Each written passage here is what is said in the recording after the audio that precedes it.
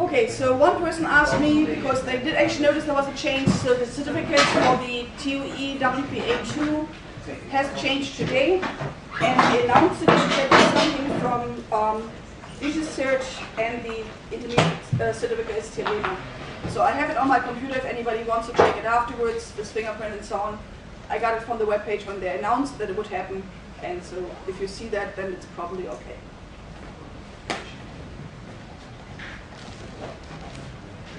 I kept the square and multiply method because this is something I expect you to remember and use. So if you find on Thursday in the exercises that you should compute something on your pocket calculator or on your laptop imitating a pocket calculator, then I might want you to do all the intermediate steps. So if I say 2 to the 1000th, then I don't expect you to write out all the 1000 steps. But if it's 2 to the 17, then I would expect you to do the 4 squarings and 1 multiplication. Because eventually in the exam there will be a bunch of exercises which have to do with computations, with calculations, and that's kind of an ability that you should have with a simple calculator. So something which is like not a fancy programmable calculator, but a stupid thing like the €1 calculator for Blocker that you can buy. This allows you to do the computations more and it's still a lot of work. I understand that if the exponent gets large, but it's a lot less work than if you do 17 times a multiplication. Now, what goes wrong with RSA? So, possible problems.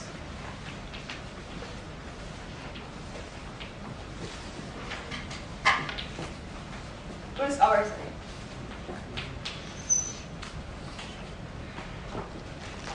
The first one is nothing that distinguishes normal RSA from schoolbook RSA, but I still want to handle it first because afterwards I can dismiss of it.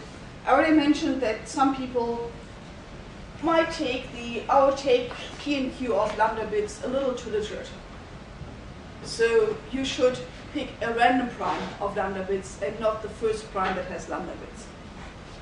But if you have a broken RNGs, broken random number generator,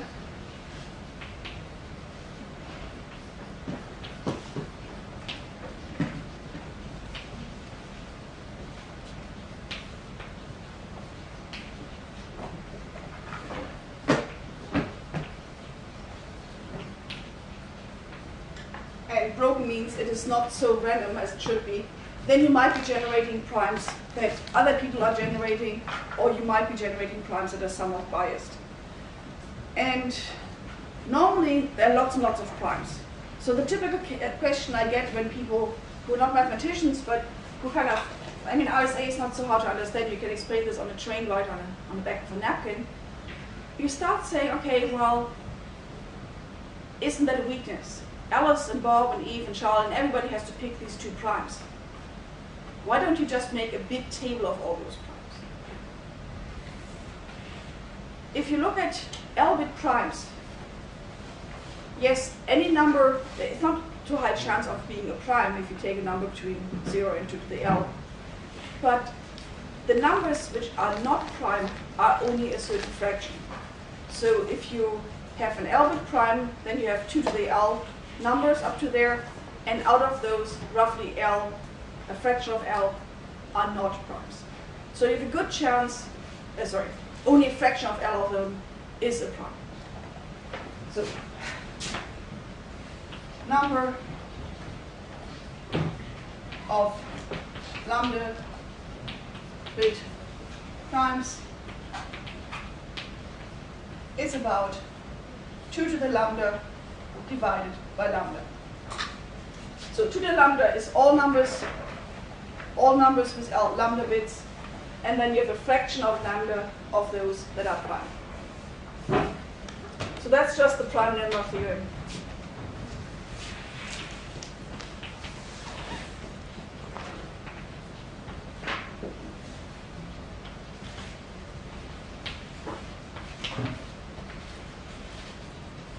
Now we use lambda at least 1024. So you have 2 to the 1024 divided by 1024. So, well, that's 2 to the 10. So you have roughly 2 to the 1014 different primes. That's a lot of primes. And even if you're off by a factor of 2 because there's a pi somewhere, that's a lot of primes. You won't have repetition.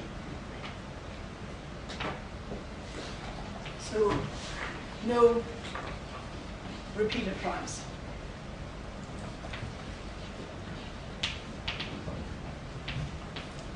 Unless something goes wrong.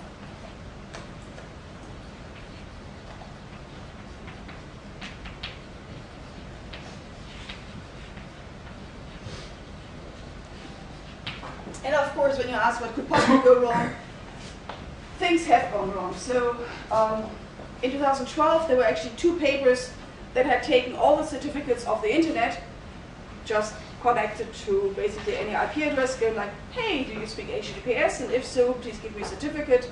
What's your key?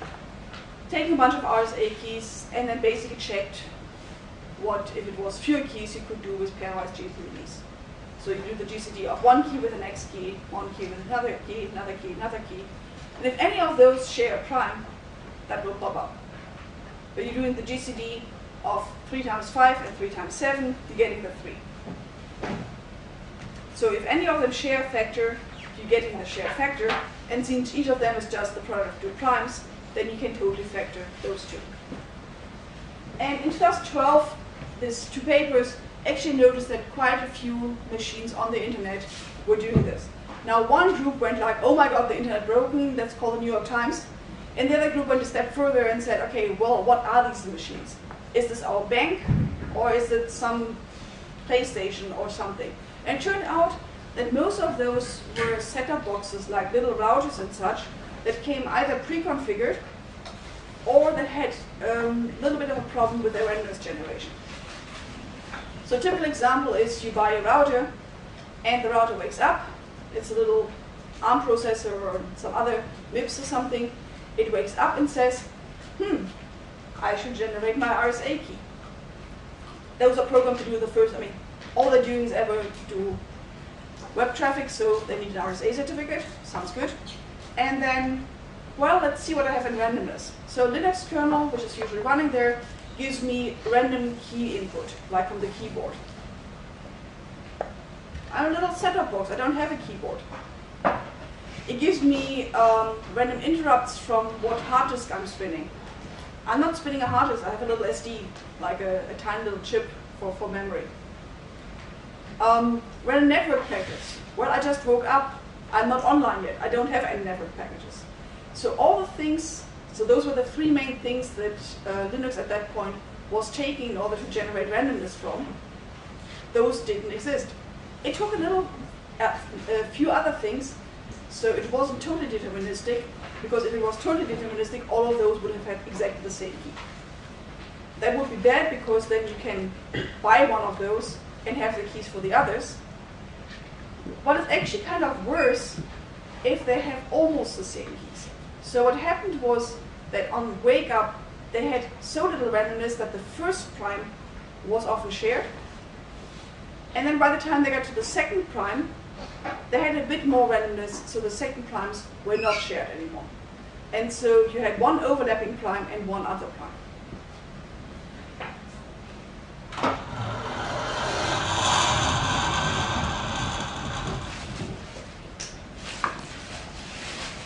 And that's not the first entry view. Let me put this here. So 2012, there was an internet-wide scan.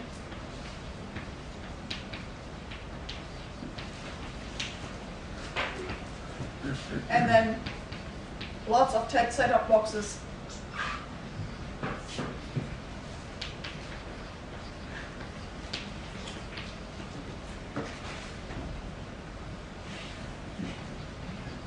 So they had Linux installed, and it was basically a problem with getting enough randomness. So without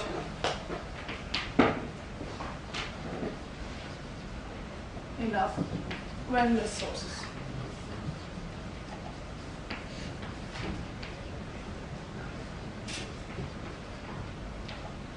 Some years before, and I'm not entirely sure, I think it was 2009, but I didn't put it on my sheet because I thought I would remember. So, until this thing, there was the Debian disaster.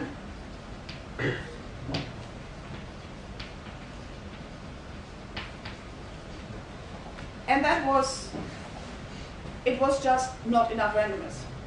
They had just screwed up some line there, which was, when you test your code, you might want to use Valgrind, which is checking whether you have some creep of memory and losing, like you're allocating memory, allocating memory, allocating memory. And so it should warn you that you have to unallocate, or if you're using unallocated memory to write to something, it should warn you saying, hey, you're doing something wrong there. Now, if you want to do something random, you're often doing things that are not the normal. You're just reading a variable which is not initialized. Normally, a bad idea, but if you want to generate randomness, this was a good idea. And somebody went like, hey, this system is complaining. And there were actually two spots in the code. System was complaining about one of them, and they took out both, which then meant there was a finite list of numbers. Well, there's always a finite list of numbers, but it's a very large finite list. The Debian disaster was a very small finite list of random numbers. So this was very few numbers. Now, this one actually appeared much more in another system called Diffie-Hellman, which we're going to do next week. But something like this could happen before, could happen again. And another one was 2000, I think, 4, and people found overlapping PGP keys.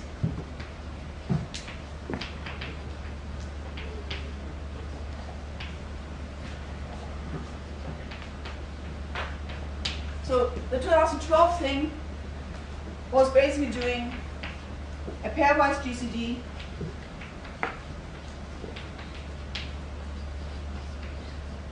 of key 1 with key 2, GCD N1 with N3,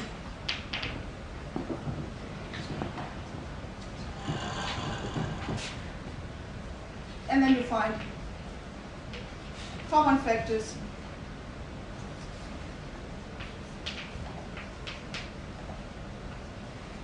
say if Ni is P times Qi and Nj is the same P times Qj, then by the time you get into the GCD of Ni and Nj, you're outputting P.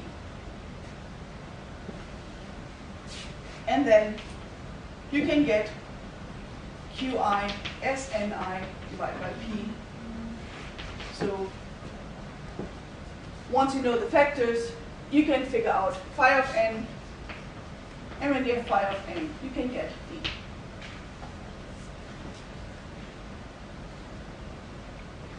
Now this Linux disaster here did get fixed pretty quickly, so Linus Torvalds comes in and changed how little devices generate randomness.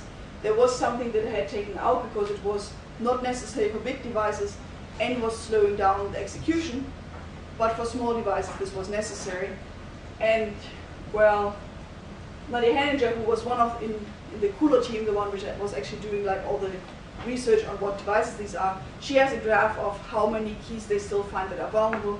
And the good news is it's going down. The bad news is it's not just like they publish the research and it goes down to 0, but it's like, so some people, they wait until the set-top box doesn't work anymore, and then they maybe get a new one, and that solves the problem. And then you should hope that that's the end of the story, but of course it's not. So 2013 and 14 we did some research where we did smart cards, and the smart cards had shared keys, and well, it's a cute thing. It's actually an interesting story if you're doing this on an internet-wide scale, because if you think in there are billions of certificates, and you want to do pairwise, so you would have a billion squared, you're actually getting into a range where it's computation intensive. So their paper actually contains something which is smarter than pairwise. They're doing little batches, and you could just imagine, okay, if you multiply all of those numbers, you multiply all of those numbers, you split it in half. Now, if you do a GCD between those two batches, if any of the one over here with any of the ones over here shares a factor, you'll find it. But if any of the twos over here share a factor, you won't find it. So you want to do something smarter where it is as good as doing everything pairwise, but with fewer computations. And so there's a lot of stuff in these. So here at Eindhoven, after this paper, we had a bachelor thesis, which was basically just re-implementing the whole thing and going through the steps. So there's a lot of nice math in there, which I'm just hiding behind saying it's pairwise GCDs. But this shouldn't have.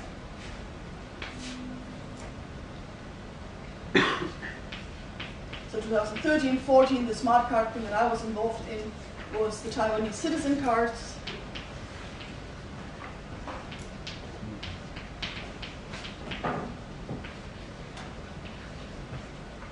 And we found beautiful things. We found, for instance, that they were going for 512 bits for lambda. Lambda is 512, so smaller primes. They also were out since 2003, so back then it seemed like a reasonable suggestion. And so we found that a bunch of cards, 40-something, shared the prime factor, which was the next prime after 2 to the 511 plus 2 to the 510. So yes, they had managed to do something where they were just incrementing from some number, and if this initial number was not random, then just incrementing from there to the next prime is also not random. Now, these happen, but they shouldn't happen. So if you're in a situation where you need to check the prime generation, I mean, if in your future life you end up doing something with crypto and somebody shows you how they generate prime numbers, there is a good way, namely picking a random number, testing whether it's prime. It's simple and it works. It doesn't have any bias, it just takes a little while longer. Pretty much everything else is asking for some trouble. So a few weeks ago, now more than a month ago, there was quite a bit of news that Infineon, big chip manufacturer, also used by Genalto, which is a company in the Netherlands, doing SIM cards, had found, it was found that those had bad prime generation because they were trying to do something smart. And yeah, it was giving them a little bit of speed up, like 20%, but it also meant that all the smart cards were broken. It's not really good. So let's assume that we don't have any repeated numbers or any other biases. Then what can still go wrong? The usual thing is blame the user. So let's assume that Alice has a bunch of friends.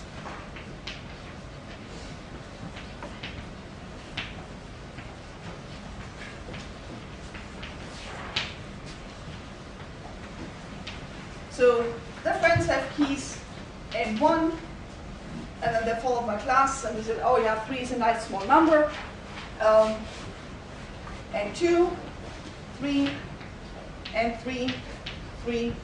She has probably more than 3 friends, but we just need 3 for this example. And she wants to invite them to a party. So she sends them a message.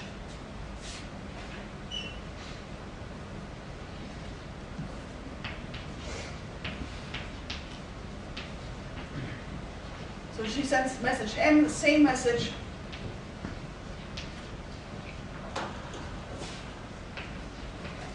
to all 3 of them. So what we're seeing is ciphertext 1, which is this message M. So no index here because it's the same message to the power 3. And then the difference is we see here an N1. For C2, we have mod N2,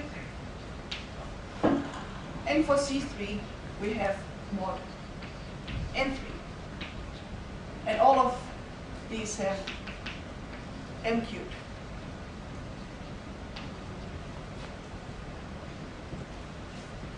Okay, I understand nowadays you would use Facebook, but back in my days this was still a reasonable idea to send an email or a message to the party, the people you want to invite to a party. And then, of course, there's always the other person who is not invited and knows exactly that there's a party going on, but doesn't know the details. So if the attacker, or me, I have an idea that all these 3 ciphertexts come from the same message.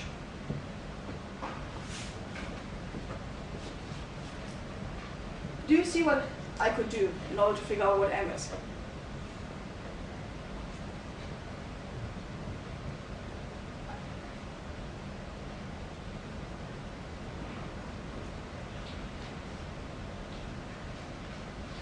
mathematicians among you, people who did the proper algebra course before you, you should all think that this smells a little bit like the Chinese remainder theorem. You're having three congruences that all are for the same thing, and you're getting three different views on it: modulo one modulus, the other modulus, and the other modulus.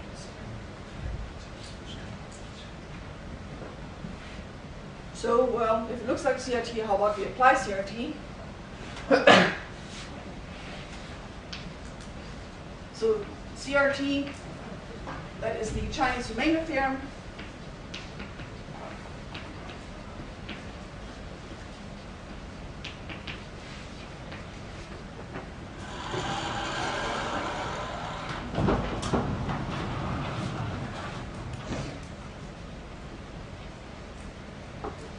And that's another of those things that you have seen in algebra, and if you haven't seen it, it's in the script about number theory on the webpage. So Chinese remainder theorem gives us, let's call this thing M, capital M,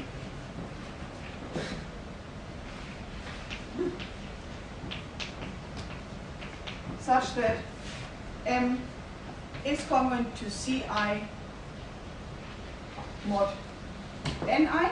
So M is like this n cubed, and n is unique modulo the product of those three numbers. And n is unique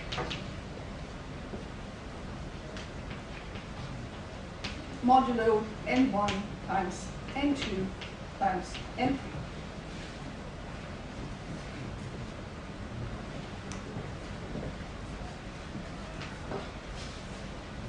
Now, why is this getting me closer to grading something?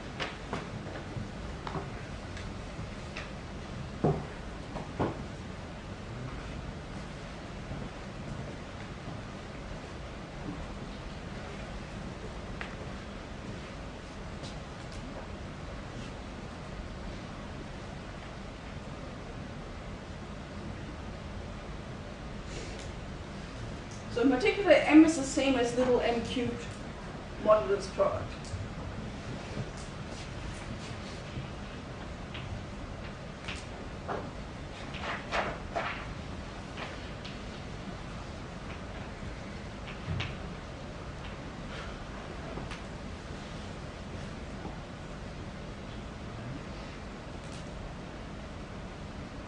So if you want a hint, think about sizes.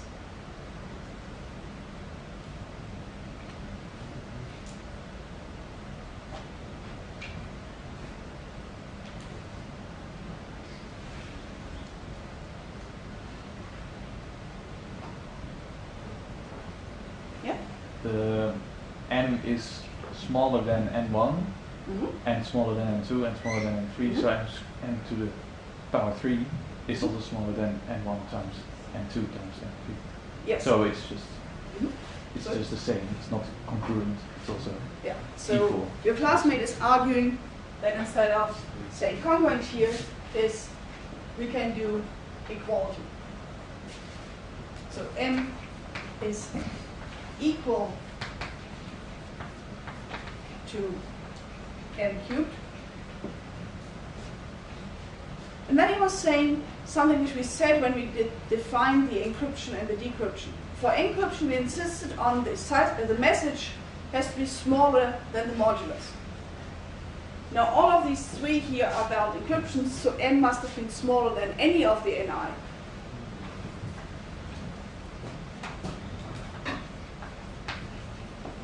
So, because n is smaller than any of the ni's,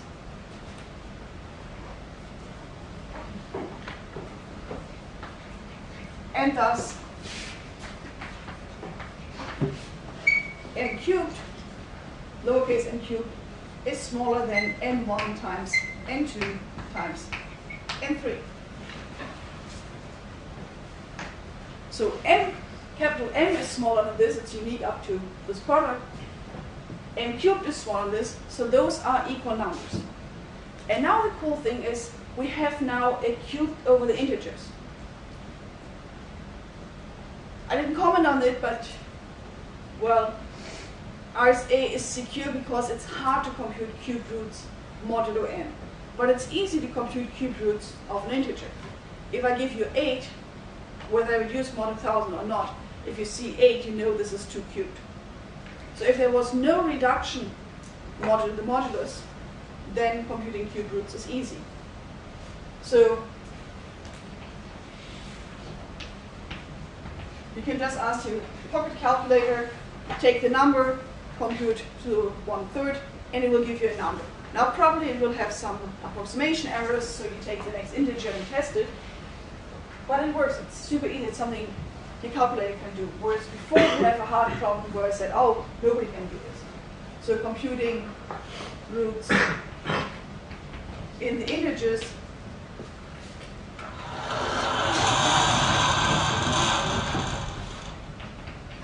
is easy. Just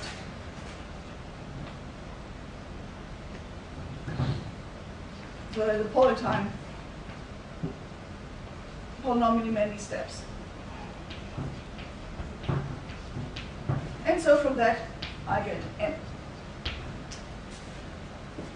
And now if you have another group of friends, say Bob has friends and they all want to have exponent 5 because they're afraid of this attack, then Bob only needs to have 5 friends and you can do the same. So if you have in general E friends, like if your exponent is E and you have E friends who use the same E, 2 to the 16 plus 1 is a little large for the number of friends, so if you have 65,000 friends, then this would also be vulnerable. Most people don't have that many friends, at least not for the same party. So this works for E larger than 3 with E friends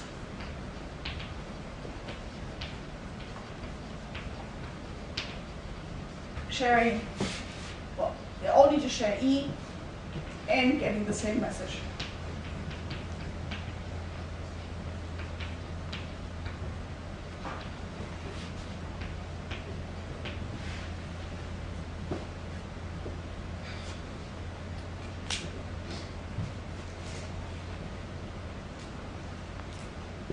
So this is some attack which really, as soon as you use RSA in the schoolbook version, you get.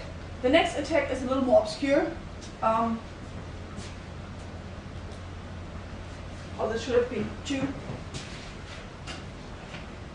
Next one is 3. If you have polynomial dependencies,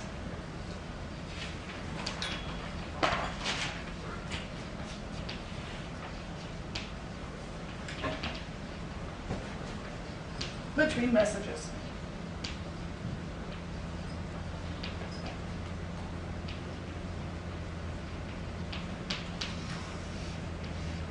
Why would this happen? Well, so something could be you're encrypting the timestamp and you know how much time has passed between 2 moments, you just don't know what the original moment was, or you're having a form where you increase the value according to some function, or you're taking a maximization, I don't know what. So assume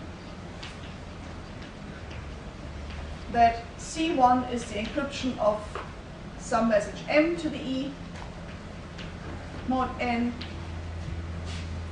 and C2 is the encryption of some related message, say A times M plus B to the E mod N. And let's assume you know A and B and you don't know M.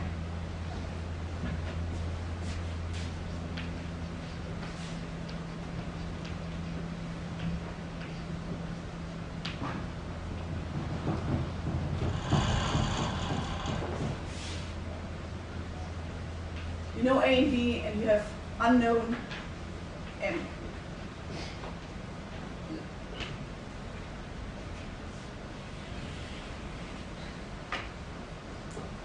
And let's also also assume that E is just 3 because else it's going to be horrible.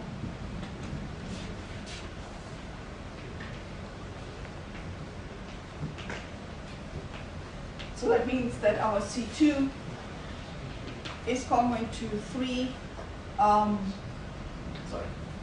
to A cubed M cubed plus 3 A squared M squared B plus 3 A M B squared plus B cubed.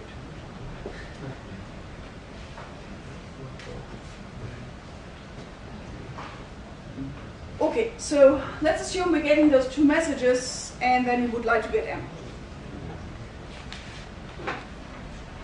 If you look at this thing, then, okay, you know B, you don't know M, you know B, you know A, and this one I can also underline because C1 is N cubed.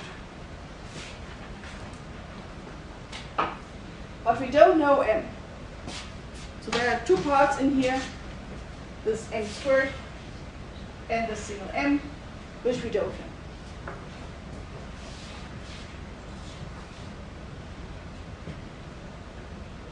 And that's why I'm using E equals 3. If you have larger things, you're getting high degree polynomials, you're getting more terms. In this case, I can come up with two expressions that will nicely give me M. So I'll put A equals B times, and I should look this up because it's some not too intuitive thing. So B times C2 plus 2 A cubed C1 minus B cubed. And I'll expand this, and the other one I want to have is B, which is A outside the parentheses times C2 minus A cubed C1 plus 2B cubed.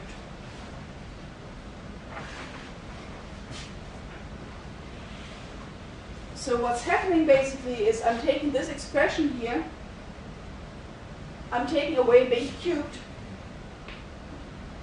so I'm left with this expression, and then I add 2 times A cubed C1.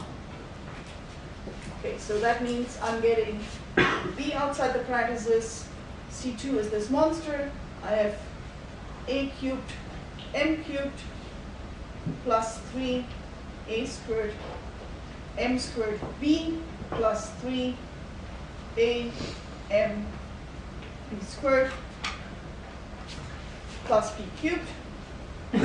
And then I'm here, so plus 2 times A cubed C1, which is M cubed, minus B cubed. Okay, so the B cubes cancel out. And here I have one of the A cubed, M cubed, and you have 2 more. So I'm getting 3 of each of them. So let's see, each of those terms has a B. I have that already. Each of them has 3. Each of them has, okay, at least linear and A. The B I have already, and this one doesn't have another B, so that's it. And now each of the remaining terms has at least one M. And then what's left here is an A squared M squared. What's left here is A M and nothing, so plus A M. And here, this one has just a B.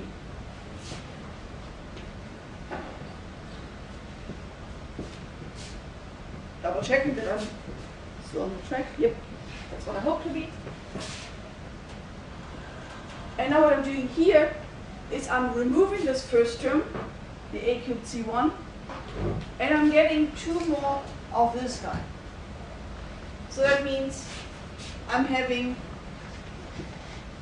3 of each again. I have an A outside anyway. I will not have any more of the terms that only had A's, so all of them have a B outside. But now since we have this B, not everything has an M anymore. So you can't take an M outside the parentheses. Now what's left? That one is gone. This one now has, the A is already there, so I have A squared, M squared. That one has AM, B.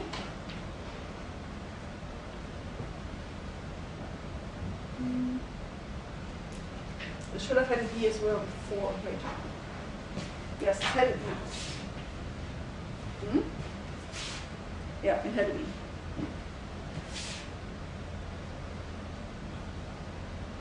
And then finally, the last one is a B cubed, from which I have taken a B outside, so getting a B squared. And this also had a square here.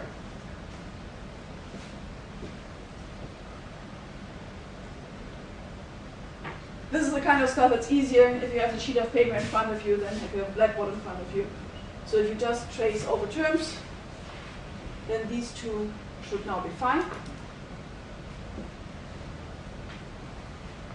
And then these two expressions in the parentheses are the same. Here I have 3ab times m, and here I have 3ab.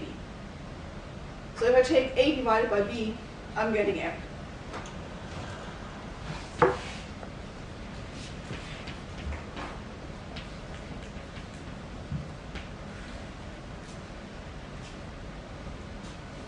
This takes a lot of puzzling. You can ask your computer to do those things for you. You can see how this would work for polynomials of larger degree or for larger exponents.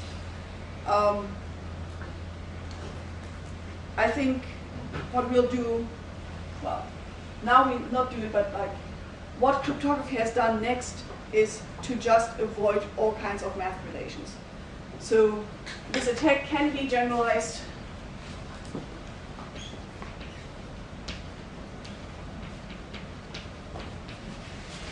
to other E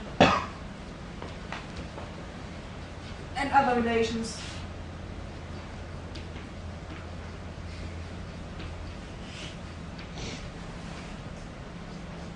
It gets messy but doable.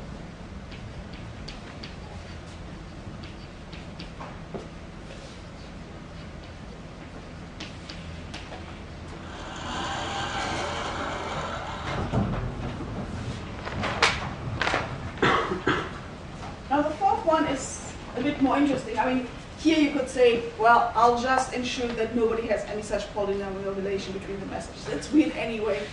It's kind of cute because, well, you can prove something, but why would this happen? The second one, the one with the related messages, well, we send the same message to everybody. That's a problem because we have a deterministic encryption, and also the next one is going to be a problem. All of those will be fixed by saying, well, I will not take just the message. I will have that the long message space is 1,000 bits will be allocated to the thing I actually want to send, which is a few hundred bits, and then some predefined padding, some way that nobody can interfere with, and something that will totally mess up all the relations, like all the math relations. The fourth one is a homomorphic property.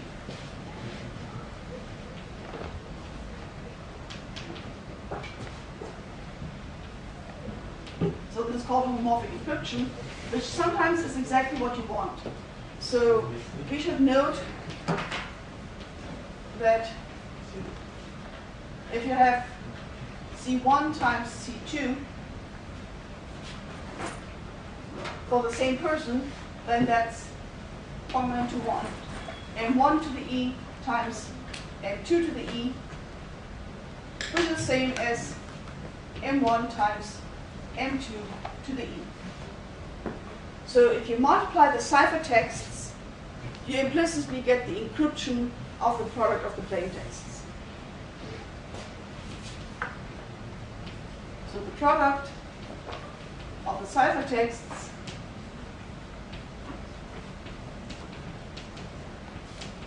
is the encryption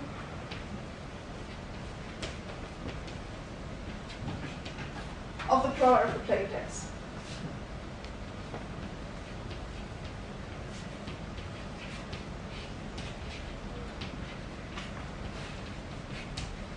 And sometimes that's exactly what you need.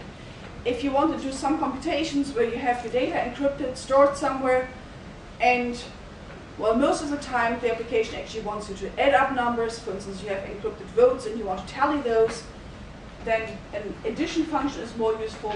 But we also have some where multiplication is useful. Then this is great. But otherwise, this is just another avenue for the attacker to go for something. So we can do this. This is sometimes wanted in a protocol, but if you don't need it, you should really avoid it.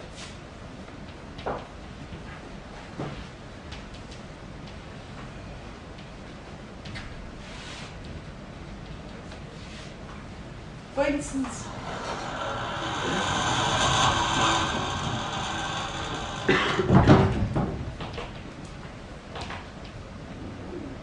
if you have an oracle, so some user, let me call this oracle O, is willing to decrypt any message for you, except for ones that he has seen.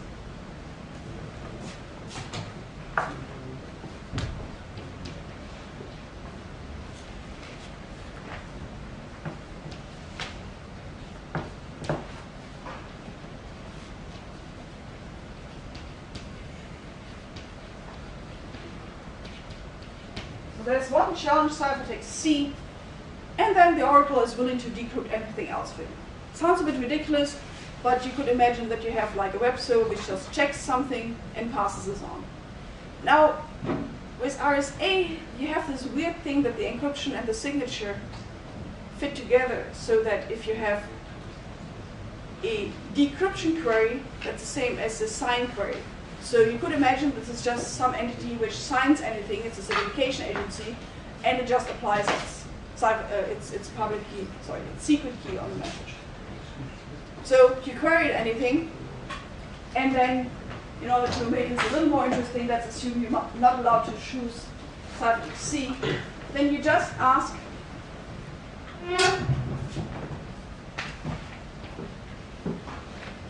the decryption.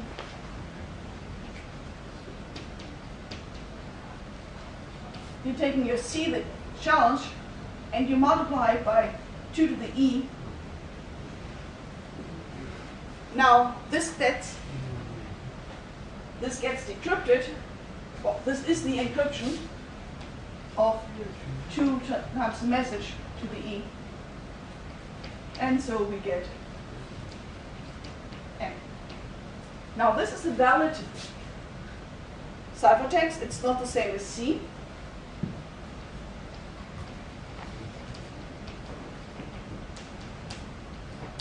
And so the oracle should give us this thing.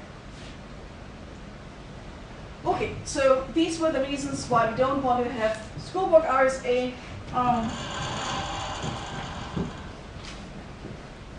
You might want to watch the news tomorrow for some fun attack that's coming out, which is yet another attack on one way where people were trying to avoid this. I think that's already saying too much. Has nothing to do with me, I just know it's coming out. So crypto is always good for some use, basically the story. And yeah, so this is not good. There are some ways of fixing it. Some of those ways of fixing it are not as good as they should have been, and that gives me a failure.